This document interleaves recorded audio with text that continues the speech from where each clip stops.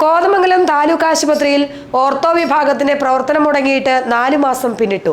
സ്ഥലം മാറിയ ഡോക്ടർക്ക് പകരം നിയമനം നടത്താത്തതാണ് കാരണം. നൂറുകണക്കിന് രോഗികൾക്കാണ് ഇതുമൂലം സ്വകാര്യ ആശുപത്രികളെ ആശ്രയിക്കേണ്ടി വരുന്നത്.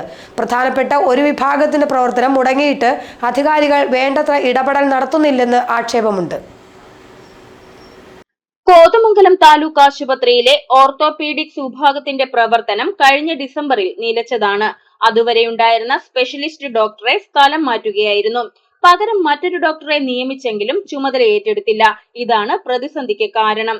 ഓർത്തോപീഡിക്സ് വിഭാഗത്തിൽ ദിവസവും 100-ലേറെ രോഗികൾ ചികിത്സയ്ക്കായി എത്തിയിരുന്നതാണ്. 4 മാസമായി എല്ലാവരും സ്വകാര്യ ആശുപത്രികളെ ആശ്രയിക്കാൻ നിർബന്ധിതരായിരിക്കുകയാണ്. ശസ്ത്രക്രിയ ഉൾപ്പെടെയുള്ള സേവനങ്ങൾ താലൂക്ക് ആശുപത്രിയിൽ സൗജന്യമായി ലഭിച്ചിരുന്നതാണെങ്കിൽ ഇപ്പോൾ അതിനെല്ലാം പണം നൽകി സ്വകാര്യ ആശുപത്രികളിൽ എത്തേണ്ട അവസ്ഥയിലാണ് സാധാരണക്കാരായ രോഗികൾ. പ്രധാനപ്പെട്ട ചികിത്സാ വിഭാഗത്തിന്റെ പ്രവർത്തനം മുടങ്ങിയിട്ടും കാര്യക്ഷമമായ ഇടപെടൽ നടത്താൻ അധികാരികൾ തയ്യാറായിട്ടില്ലെന്ന് ആക്ഷേപമുണ്ട്.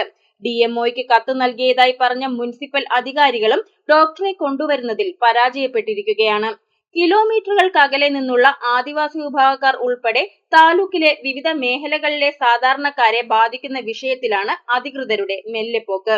GTV news, Kothamangalam.